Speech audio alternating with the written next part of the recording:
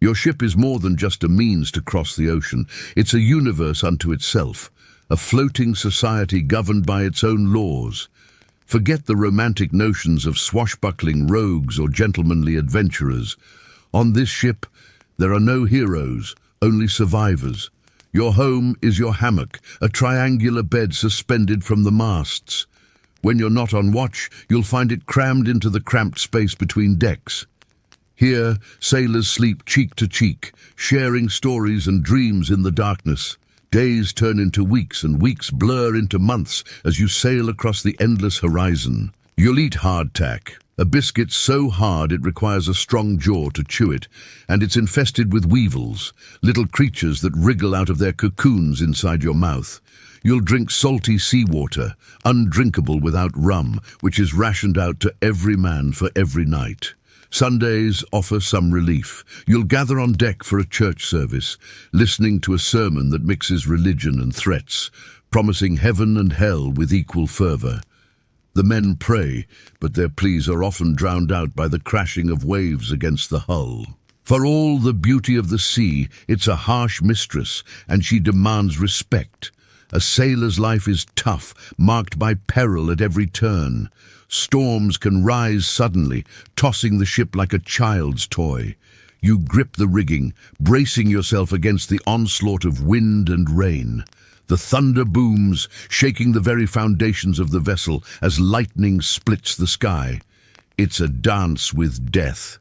You stare into the churning sea, knowing that one wrong move could send you overboard into the hungry waves. When it's your turn at the helm, the responsibility is immense. The lives of everyone on board could depend on your steady hand. Fatigue is your constant companion. Sleep is fitful, interrupted by the rocking of the waves and the shouts of your fellow sailors. But rest is essential. If you're too tired to react quickly, a moment's hesitation could be enough to cost lives. Life on a 17th-century ship is a constant negotiation between exhaustion and acuity. It's a battle against the elements, against weariness, and ultimately against the relentless march of time. Every day is a victory over the sea, every night a testament to human endurance. Now let's follow Ferdinand Magellan's epic voyage. The year is 1519. Magellan, a Portuguese explorer with dreams of circumnavigating the globe, has secured funding from the Spanish crown. He's assembled a crew and 5 ships ready to set sail. His goal? Find a western route to the Spice Islands, rich in cinnamon, cloves and nutmeg. Your first mate, Juan Sebastian Elcano, hails from a Basque noble family. Once an altar boy, he now stands second in command, his face weathered by the sun and salt spray. Another officer is Antonio Pigafetta, a young secretary from Italy, chronicler of the voyage, his quill poised to capture every triumph and tribulation. The fleet sets sail, your destination, the mythical Strait of Malacca. Magellan, with his keen intellect and unwavering determination, guides the expedition. There are moments of levity, like when the crew encounters playful dolphins dancing in the ship's wake. But soon the euphoria of the open sea gives way to the reality of life at anchor. Supplies dwindle, tempers flare, and scurvy rears its ugly head, weakening the crew and clouding their minds. Magellan, driven by his vision, pushes forward. When the ships reach the South American coast, they become trapped in a biting cold that chills you to the bone. Storms batter the fleet, testing the limits of endurance. One ship, the Santiago, succumbs to the fury of the elements, forcing the crew to abandon it and flee to the other vessels.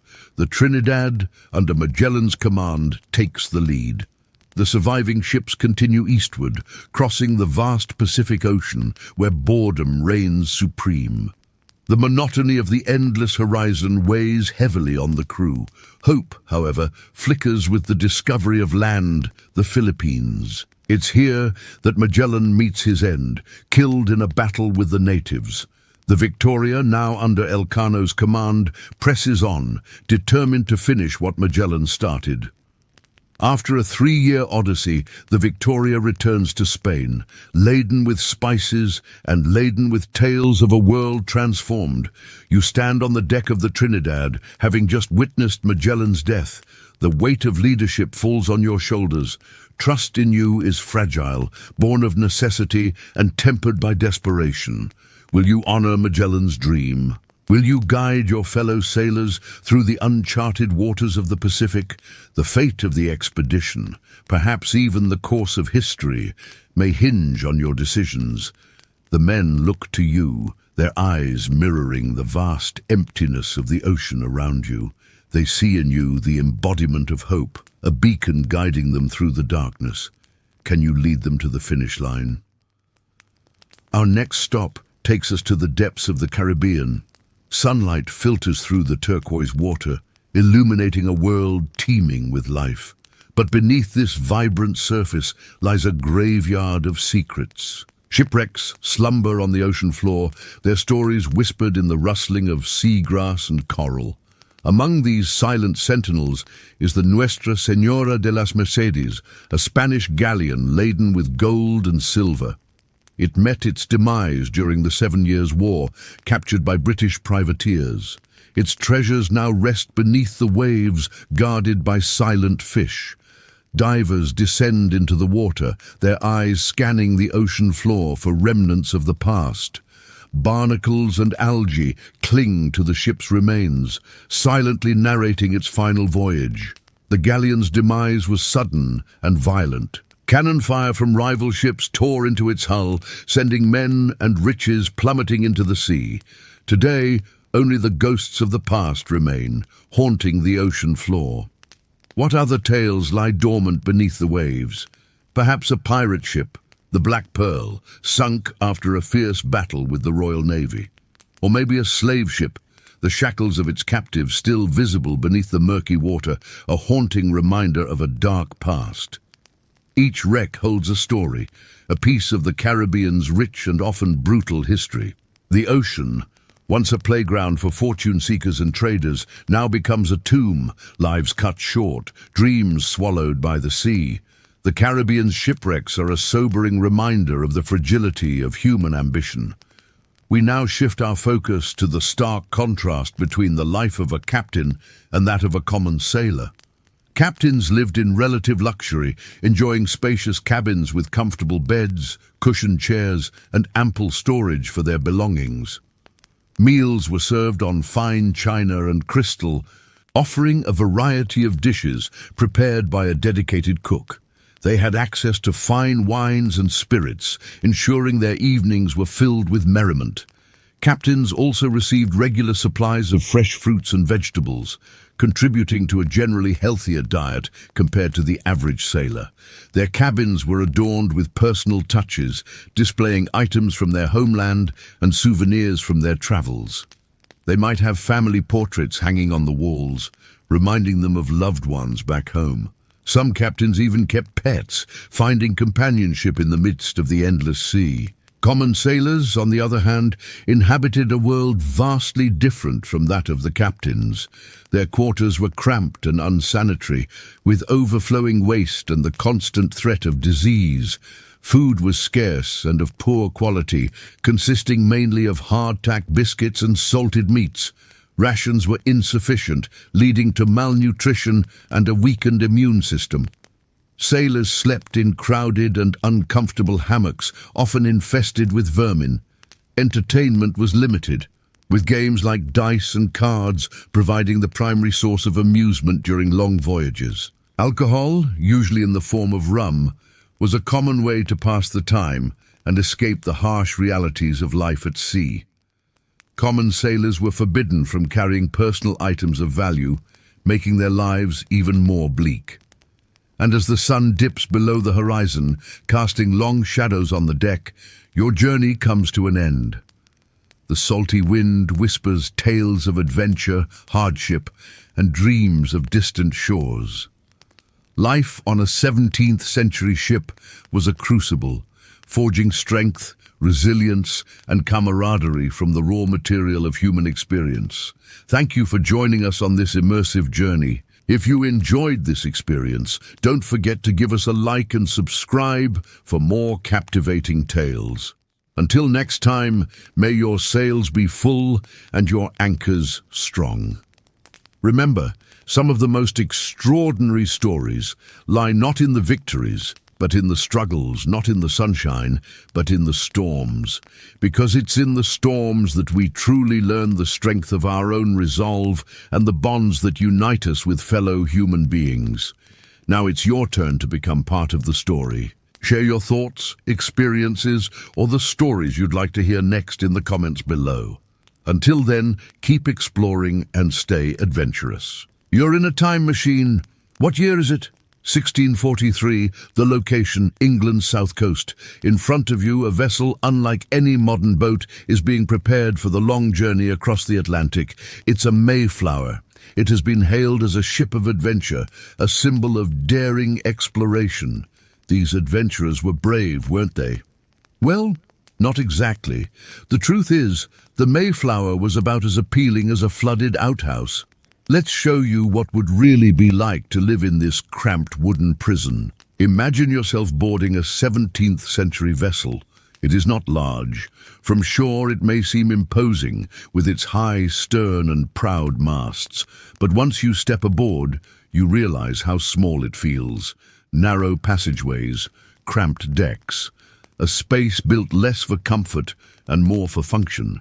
The first sensation is the smell, thick with tar from the ropes, the pitch used to seal the planks, the faint tang of salt water that never leaves the air. Beneath this, subtler notes linger. Stale provisions, damp clothing that never quite dries, the faint musk of too many bodies sharing too little space. You don't just smell like a human being anymore. You smell like a sailor. There is no escaping it. Your sleeping quarters are not private cabins, nor even simple bunks. They are hammocks, slung closely together in rows, swaying gently as the ship rocks. The canvas fabric scratches against your skin, and the air is thick, close, and hot. At night, sailors lie shoulder to shoulder, so near that you can hear the rhythm of their breathing. Each hammock is roughly the size of a single bed. There's barely enough room to sit up without banging your head on the crossbeam, and forget about lying down comfortably. The constant rocking means that sleep is fitful at best. Any seasoned sailor will tell you it's a poor substitute for a real bed. But there's no choice. It's either the hammock or the deck. And during storms, there's nowhere to hide from the wind or the waves. You're soaked, salty, and shivering. The ship is alive with sound. The creak of the rigging above, the splash of waves against the hull, the distant calls of men working even while others try to rest. Food is simple and rarely pleasant. You are given a ration of hardtack. This biscuit so dense it resists even your teeth. Sometimes, if you are unlucky, it is speckled with tiny holes where weevils have made their homes. At first you might pick them out, but over weeks at sea, many sailors simply eat the insects along with the biscuit, telling themselves that at least it is a little more protein. Meals might also include salted beef or pork, so heavily cured that it is nearly as tough as leather. Sometimes, after months in storage, it grows rancid. When boiled, it releases a greasy scent that fills the air, and men eat quickly, grateful for sustenance, even when the flavor turns the stomach. Dried peas, cheese hardened to stone, and the occasional ration of ale or watered-down wine complete the diet. Fresh fruit or vegetables are rare treasures, quickly consumed in the first weeks and long missed afterward. You'll dream of fresh food, juicy apples, plump grapes, crisp lettuce. The reality is a gnawing hunger that never quite goes away. And then there is seasickness. The first days at sea are the hardest. The ship pitches, the deck tilts beneath your feet, and your stomach churns with every motion. The smell of salt, of bilge water sloshing in the hold, only worsens the nausea. Many men lean over the rails, pale and trembling, until their bodies adjust, though some never do. For them, the sea is a constant, unending torment. The sickness ebbs and flows with the motion of the waves. The higher the pitch, the worse you feel. And even when you're not actively ill, the feeling of queasiness lingers. It takes weeks for your body to adapt to the rhythm of the sea. If you survive the crossing, you'll probably thank the gods, and you won't ever get seasick again. Daily life is filled with labor. The rhythm of the sailor's existence is governed not by clocks, but by watches. Every few hours, bells ring, and men move from their hammocks to the rigging, from the rigging to the galley, from the galley to the deck. The work is repetitive, yet relentless. Hauling ropes, scrubbing decks, patching sails, repairing planks. Their hands roughen and crack from rope burns. Their backs ache from bending and lifting, and yet the work never stops. The crew of the Mayflower numbered over 30 men. That many people in such close quarters breeds conflict. Tempers flare easily. Quarrels over food, gambling debts, personal grudges, they're all settled with a fistfight. It's not unusual to wake up with a black eye or a split lip. Morale is a tricky thing. One moment, men are laughing, swapping stories, even singing shanties to make the work more bearable. The next, a storm strikes. Men scramble to secure the sails, and the mood darkens. When the skies are grey and the waves are high, fear takes hold. Men pray, they curse, they cling to whatever scraps of hope they have left. On the Mayflower, one man kept a journal. He wrote of the ship's slow speed, its leaky hull, the rotting wood, the dwindling supplies. Above all, he wrote of the growing discontent among the crew, fear of scurvy, of starvation, of mutinous thoughts. It's all there in his neat script, a testament to the harsh reality of life at sea. Hygiene is minimal. Fresh water is precious and rationed. Sailors use it for drinking, for cooking, and sometimes, sparingly, for washing. Baths are rare at sea. Clothing is seldom washed. Lice and fleas are constant companions, while sores and skin infections spread easily in such close spaces. The damp air worsens everything. Boots never fully dry, shirts remain clammy, and the wooden deck is always slick, either with spray or with the residue of daily life. Even the rigging is coated with a thin film of salt, making each climb treacherous. Cleanliness isn't just about aesthetics, it's a matter of health. With waste piling up, the air grows heavy with disease. Coughs become more frequent, fever spikes, and death follows close behind. Smallpox outbreaks are common, killing as many as half the crew. The survivors are left to bury the dead at sea, lowering the coffins into the waves and reciting prayers. It's a lonely vigil. The ocean does not give back its dead, nor does it offer solace to the living. A word of warning. Life on a 17th-century ship was not an adventure. It was a struggle for survival. The romantic notion of exploration is a modern invention. Back then, it was all about the money. So if you are indeed in a time machine, and you have any way to profit from trading spices, tobacco, timber, silk, gold, do it. Because let's face it, life on a 17th-century ship was anything but glamorous. But life on a 17th-century ship was also not particularly dangerous, at least not as dangerous as you might think. Yes, there were storms, disease, starvation, and death. But for most sailors, their greatest fear was not the perils of the sea, but the monotony of life aboard a ship. Imagine that you survive the crossing. You disembark in a new land, blinking in the sunlight, feeling the solid ground beneath your feet. As you walk away from the ship, you take a deep breath, savoring the feeling of solid earth beneath your feet, the warmth of the sun on your skin. You look back at the ship, now a distant speck on the horizon. Relief floods you, mingled with gratitude for surviving the ordeal. Life on a 17th-century ship had stripped you bare, exposing your resilience, your capacity for endurance. Now, stepping into this new world, you carry within you the patience to endure the hardships that life will inevitably throw your way. Thanks for watching. Subscribe if you want more videos like this. Welcome to my channel. Today we will be discussing about the cruelest voyage ever undertaken by humans. So let's begin. The voyage was an idea whose time had come. The lure of Eastern riches had driven men since the days of Marco Polo. The Silk Road beckoned, promising gold and spice. But the overland routes were long, fraught with danger, and controlled by intermediaries. To sail directly to the source of wealth, that was the dream. Age of discovery had been on for centuries. Explorers braved unknown seas, charting coastlines and discovering islands, but a direct western route to Asia still eluded them. Magellan, a man of vision, believed he could bridge that gap. His proposed route was bold, almost heretical. He envisioned circumnavigating Africa, a feat deemed impossible by many. From the teeming streets of Seville, where trade from the New World flowed in abundance, Ferdinand Magellan gathered his crew.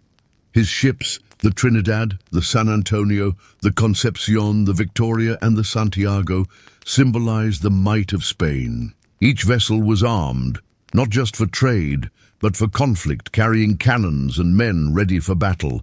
Among them were sailors, soldiers, and those seeking fortune or freedom from lives they knew too well.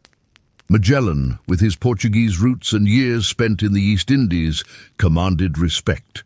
Yet his leadership style was autocratic, leaving little room for questions. The men looked to him for guidance, but many harbored doubts.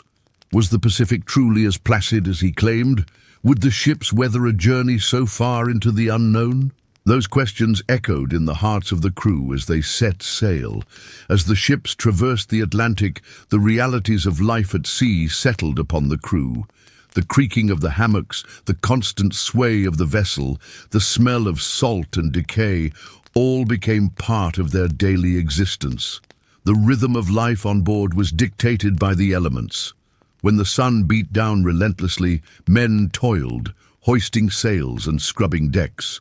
When storms arose, they battened down hatches, bracing for the fury of the wind and waves. Leisure time was scarce, snatched in moments when the weather allowed. Gambling, drinking, and storytelling were their diversions, woven into the fabric of life on the high seas. It was a world of hard labor and scant reward, punctuated by moments of fear and tedium. For many, it was a world they knew all too well. Men pressed into service, conscripted, or simply seeking a chance at something different. Their backgrounds varied. Among them were ex-convicts seeking a noble cause, young nobles eager to prove themselves, and commoners hoping for a taste of adventure. The bonds forged in the crucible of the sea were strong, not just of necessity, but of shared hardship and the camaraderie that comes from facing the unknown together. In the depths of the ocean, danger lurked in ways unseen. Storms raged, overwhelming the ships with their fury. Shipworms bored into the hulls, threatening to weaken them. The constant threat of scurvy loomed, sapping the crew's strength with each passing day. For Magellan and his men, every challenge tested not just their mettle, but their sanity. For months on end, the horizon offered no solace. Land, when it finally appeared, was a fleeting glimpse of green against the endless blue. The isolation was profound. Communication with the outside world ceased to exist. The men aboard the Trinidad lived in a world unto themselves, governed by the laws of the sea and the whims of fate. Supplies dwindled, forcing rationing and creating tension. Conflicts over food, once rare, became more frequent. Whispers of discontent spread, fanning fears and doubts. Rumors spread among the crew, fueled by the lack of clear communication from Magellan. Doubts crept into their minds. Was the promised wealth real or a mirage? Was the captain leading them to their deaths or to glory? In the suffocating heat of the ship's hold, the seeds of discontent grew. Many turned on their captain, questioning his decisions and motives. Tensions mounted, threatening to boil over. Magellan, aware of the brewing unrest, tightened his grip on the ships. Rules were strictly enforced. Punishments became harsher. The Trinidad was transformed into a floating prison, holding men desperate for change, for revolt. When mutiny finally struck, it was not a dramatic affair. There was no open rebellion, no clash of swords. Rather, it was a slow, deliberate act of defiance. Led by the discontented captains, the resistance was quiet, insidious. It unfolded in the dead of night when the whispers turned to action. As Magellan slept, his rivals moved. While he slept, they prepared to seize the ships, to take control of the expedition.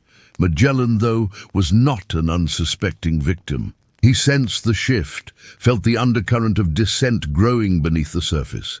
His instincts proved correct. That fateful night, as shadows danced in the flickering lamplight, he was alerted to the plot. Acting swiftly, he gathered his supporters, men loyal to him, to his vision, and together they confronted the mutineers. The ensuing struggle was tense, the outcome uncertain. Swords clashed, voices rose, echoing the turmoil in the hearts of the men. But Magellan prevailed. With his authority reasserted, he dealt with the mutineers. Some were spared, some were banished to the shore. The rest met a more grim fate. And as the dawn broke, the Trinidad sailed on, leaving behind the spectre of betrayal and the memory of those left behind. With the threat of mutiny quelled, the ships pushed on, the destination still a mystery. Magellan's resolve was tested anew. Leadership, once questioned, was now paramount. He needed to inspire, to guide. His crew faced hardships that challenged their very humanity. Hunger gnawed at their bellies, thirst parched their throats. They endured scorching sun and freezing rain, all while battling the relentless sea. But Magellan kept pushing forward. Hope was his banner, survival their creed. And then it happened. Through the veil of mist and rain, a cry rang out, "Land ho!" The sight of solid ground, of trees and mountains, brought tears to weathered eyes. Exhaustion fell away, replaced by renewed hope. For Magellan and his men, it was more than just a geographical milestone. It was a testament to human resilience. Yet as they stepped ashore, they realized they were not alone. The natives, curious and cautious, eyed the newcomers with a mixture of wonder and suspicion. Magellan, ever the pragmatist, focused on diplomacy. He sought alliances, trading goods for information, hoping to forge understanding. But mistrust ran deep, centuries of misunderstanding separating the two cultures. Miscommunication led to conflict, and soon the explorers found themselves in the midst of a battle they did not seek. Spears clashed with swords, arrows with pikes. Men fell on both sides, casualties of a clash that bridged two worlds, yet divided them. The battles tested not just their weapons and numbers, but their spirits. The explorers, exhausted and outnumbered, fought to defend their position. Magellan, ever at the forefront, led by example, his courage inspiring others to stand firm. As the smoke cleared and the fighting ceased, a fragile peace emerged.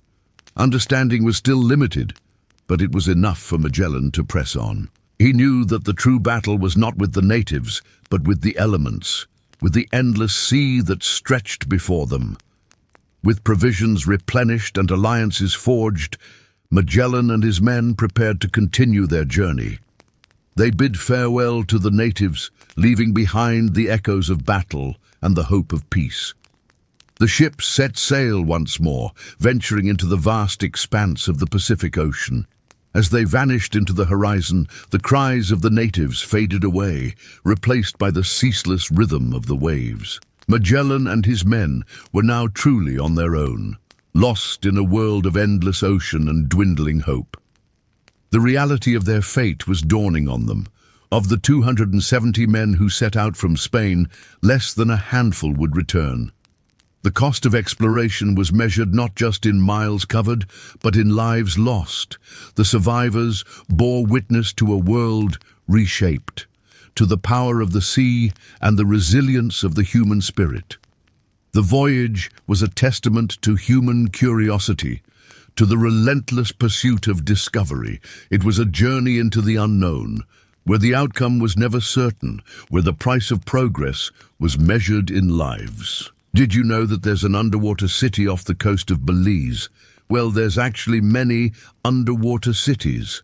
And today, we're going to be exploring why they sank, how they were discovered, and most importantly, what secrets they've kept hidden for so long. Welcome back to the channel. We'll be taking you on adventures to far-off lands to explore the ancient ruins that are hiding in plain sight. From the pyramids of Mesoamerica to the temples of Asia. Today, we're diving under the waves off the coast of Belize to find an underwater world filled with colonial architecture, cobblestone streets, and even the occasional well-preserved building. Our adventure begins along the coast of Belize.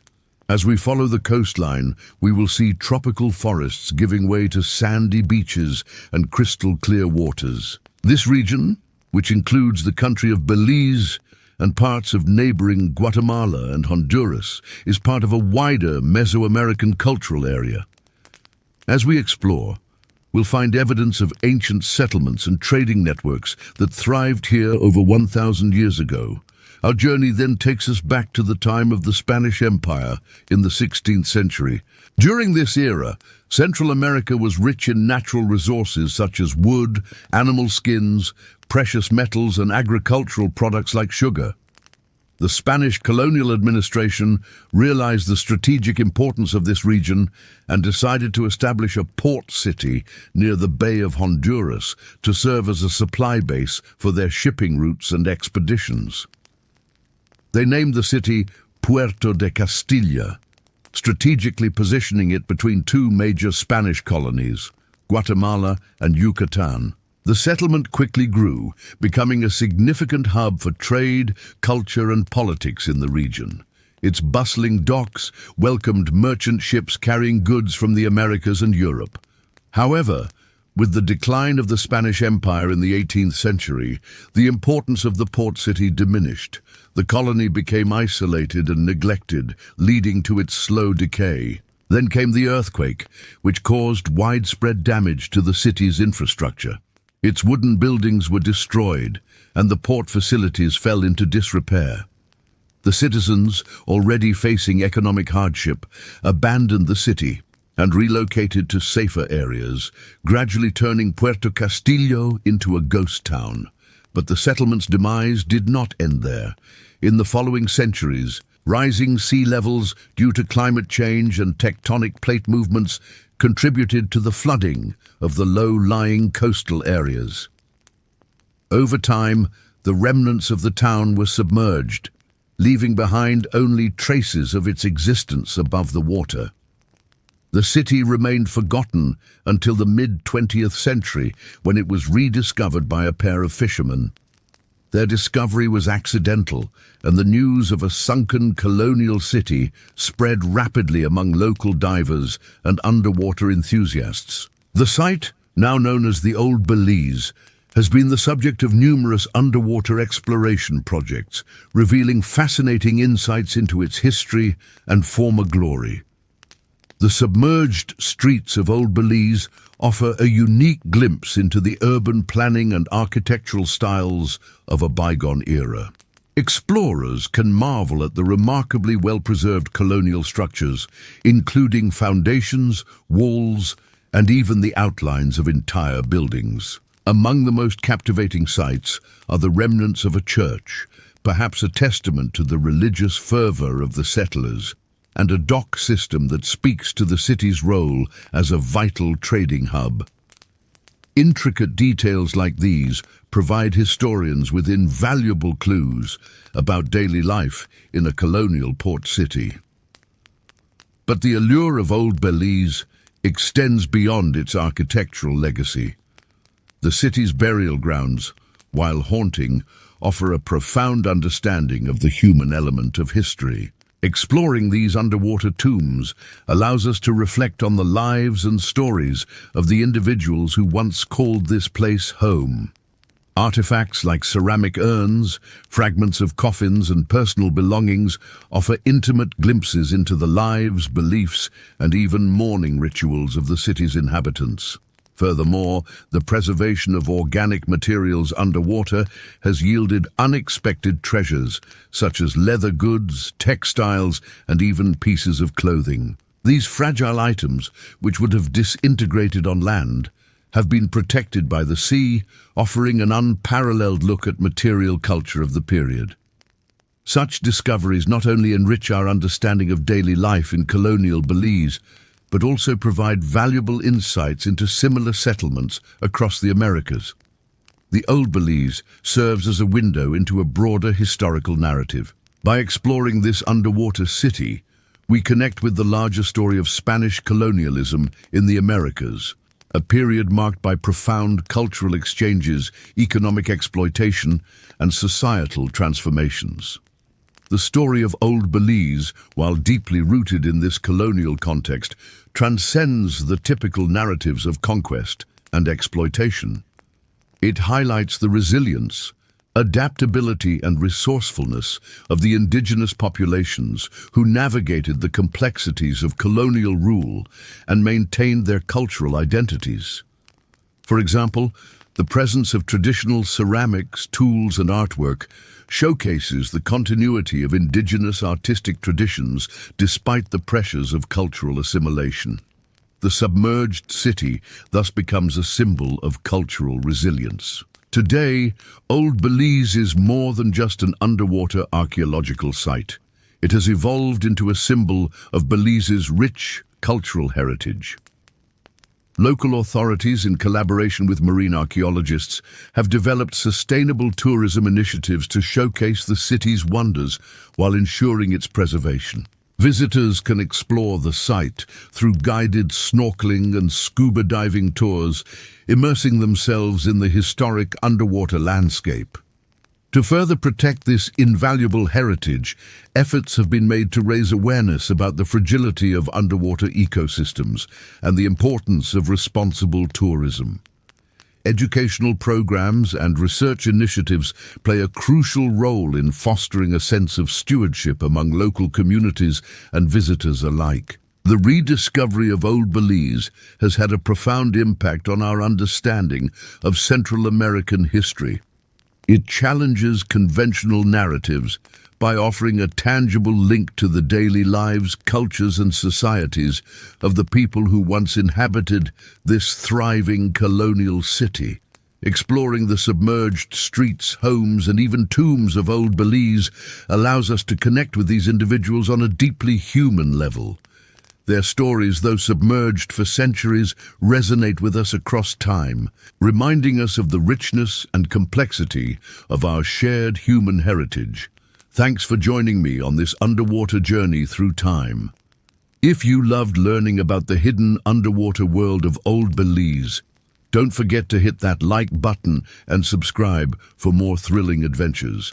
Dive into more videos and keep exploring with us.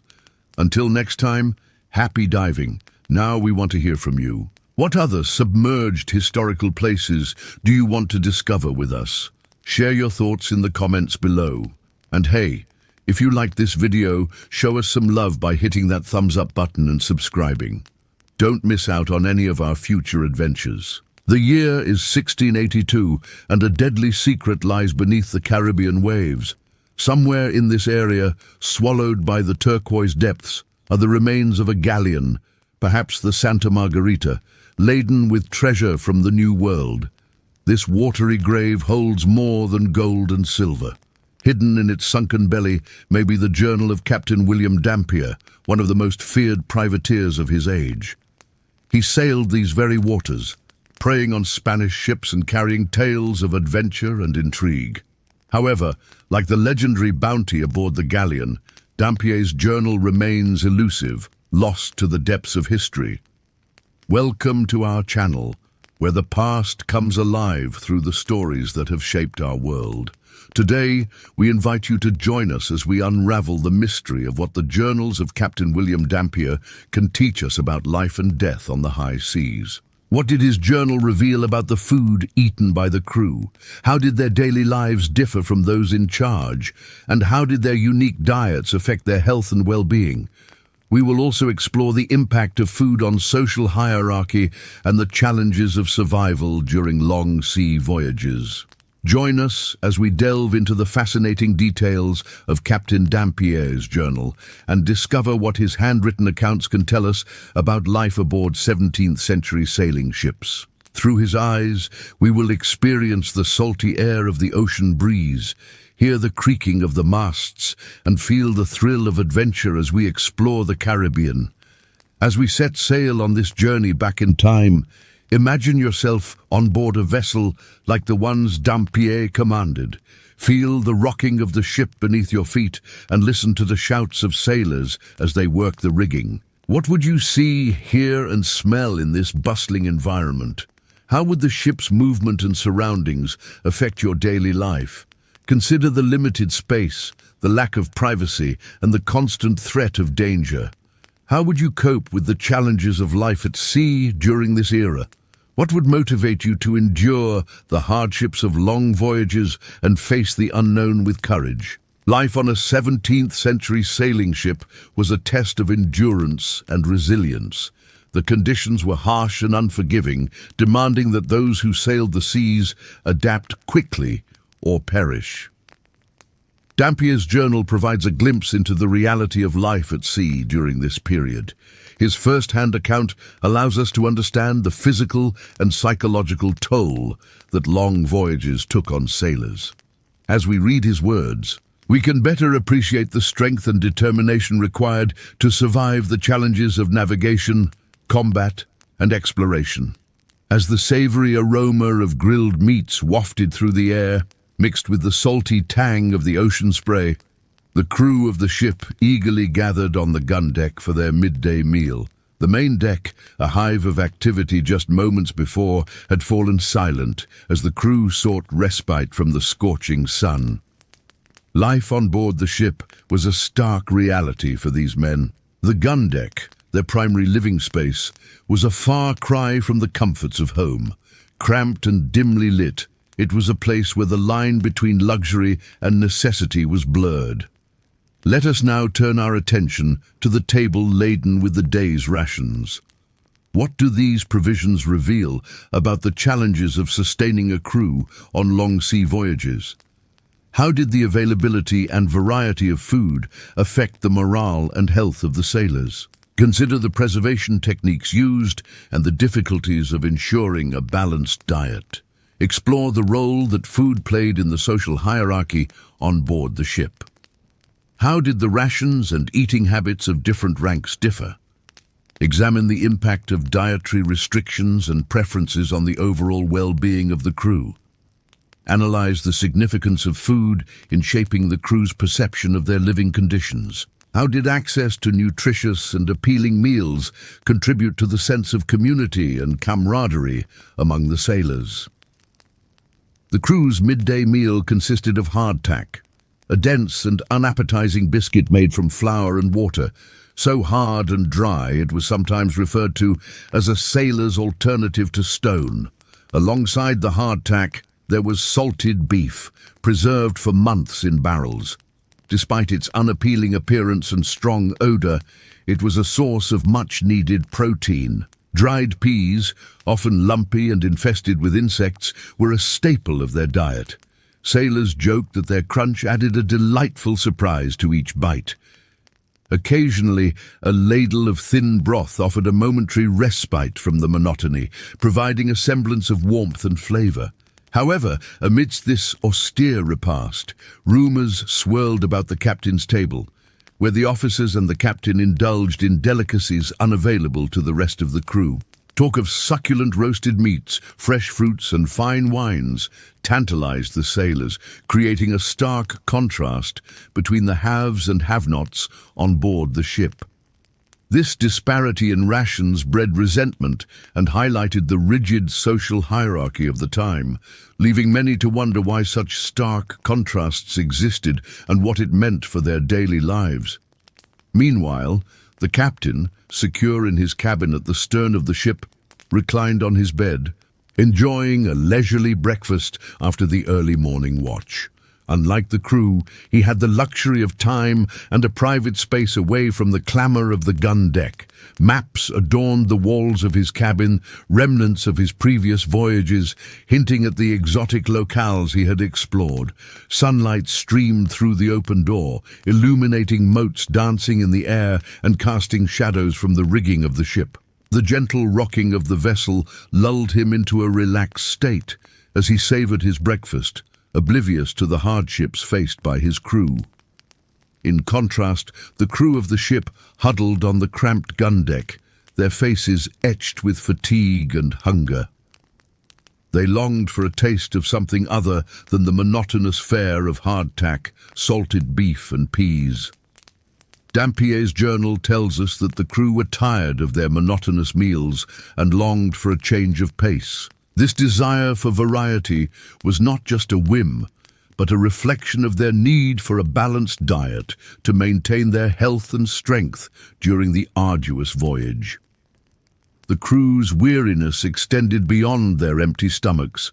Fatigue hung heavy in the air, a testament to their grueling work schedule and the lack of rest afforded to them. The relentless routine left them yearning for a moment's respite, a dream of lazy mornings spent ashore, indulging in simple pleasures like a good night's sleep and a varied diet. But their wishes seemed distant and unattainable as the endless expanse of the ocean stretched before them, a constant reminder of their isolation and the challenges that lay ahead. Dampier's journal reveals the physical toll that these conditions took on the crew, noting signs of scurvy and other ailments brought on by malnutrition. The stark contrast between the captain's privileged existence and the crew's hardships highlights the social hierarchy and power dynamics of the time. Now, if you want to know more about what happened to the crews of Dampier's ship, then check out the next video. Also, if you want to help us make this channel even better, then check out the link in the description. Your support means everything to us. Thank you for watching, and I hope to see you in the next video. If you've watched any other episode, then you know the drill. This isn't a time for talking. It's a time for eating, unless you want to upset one of the sailors that's been eyeing you for weeks. It's been 5 days since you last ate, and maybe a few days before that you had a chance to clean yourself up. You may feel itchy. You may see flies crawling in your hair. Just ignore them. The only thing you should be thinking about right now is getting food into your belly. You grab the hard bread offered to you by the cook and rip off a chunk. Dry as it is, it tastes like nectar from the gods. Soon you hear the shout, "Land ho!" and you look out over the endless blue horizon to see nothing but water. Someone's having a laugh at your expense. You feel irritated, but what choice do you have? You haven't exactly been living the high life on this ship. Oh, for a bed to lie on, a chair to sit on, something, anything to take your mind off being cramped aboard this tiny vessel. But the luxury you've been craving is cruelly snatched away. Before you can reach it, you're jostled around as the boat drops anchor and passengers and crew start clambering off the ship, you included. You hurry to get off the boat before it's all gone. You trudge behind everyone else onto the beach, its soft sand, and you sink into it with every step. Now that you're ashore, you look back at the ship. A beautiful sight. Soaring masts, billowing sails, an elegant silhouette against the blazing sun. It's almost enough to make you forget about the hellish conditions that trapped you within its confines. You could stay here forever. The cabin boy shouts to his mate to hurry up, and you realize you've been staring at the ship for too long. There's work to be done if you don't want to end up walking the plank. You turn away and begin exploring the island, which turns out to be even more miserable than the ship you just left. There's nothing here but trees, rocks, and dirt. There's not even anyone to talk to. No wonder the crew got so pissed. You find a stick and throw it at a lizard darting between the rocks. That earns you a hiss and a flick of its tongue. You sigh. At least you can get away from the smell of stale waste and rotting garbage that clings to the ship like a bad dream. When the ship sets sail again, leaving you on the island, you understand why they called the ocean the watery grave. And you were on the other side of that watery grave. Now you're stuck on an island with a bunch of other people. If you thought the ship was crowded, wait till you see how close everyone is on land. Still, it beats sleeping on the cold, hard ground, though you'll never get much rest anyway. Every sound seems amplified. Every rustle, every crack, every shout echoes around you. After the constant rocking of the waves, it's a strange sensation to feel solid ground beneath your feet. You miss the familiar creaking of the ship, the regular lull of the waves. Out here, there's nothing but the whisper of the wind and the sighing of palm trees. It feels eerily silent. You'd give anything to be back on that ship. You miss the stench of stale waste and rotting garbage that clung to the ship like a bad dream. You try to hunt for food, but it's harder than you thought it would be. You've seen the men struggle to catch fish or spear birds, but they usually come up empty-handed. And hunting wild pigs proves difficult because they either run away or charge straight at you with their tusks bared. Even finding berries that aren't poisonous takes some doing, and you really don't want to eat those. Hunger gnaws at your belly, making it hard to focus on anything else. You know if you gave in and ate the berries, you'd probably be puking your guts out in minutes. You watch the others, trying to learn their techniques. Maybe if you were a little luckier, you wouldn't be starving. Maybe you could bag a fish or catch a bird. But you're not cut out for this. There's just too much going wrong. You'd rather be on that ship, however cramped, than stranded here. If only you knew how many sharks swam these waters, you might have stayed on the ship without complaint. But as you flop down on the beach, you know this is worse. And so, our journey across the 17th century seas comes to its quiet end. We have wandered through hammocks and biscuits, seasickness and toil. We have followed Magellan's fleet into the unknown, watched it splinter under mutiny, and limp home with only a handful of survivors. We have drifted above the silent wrecks of the Caribbean, resting beneath calm waters, their timbers slowly dissolving into sand and coral. And we have sat in imagination at both the rough wooden bench of a common sailor and at the polished table of a captain, where sugar and wine softened the voyage.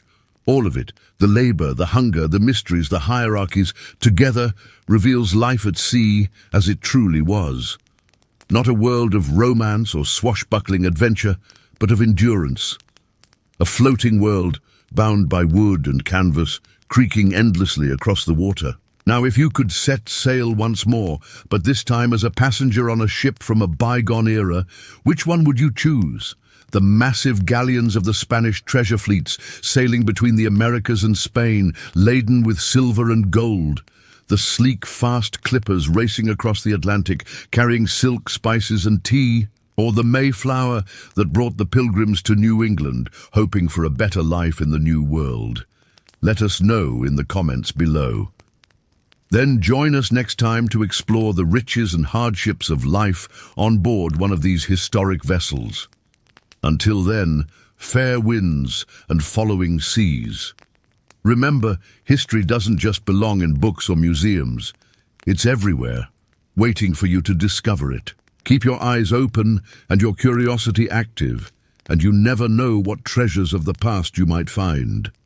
And now it's time to set sail on a new adventure, a journey into the heart of ancient Egypt.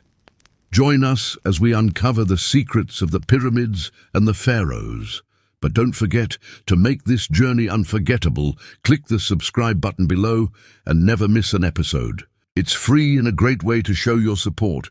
Together, we'll explore history like never before. Why?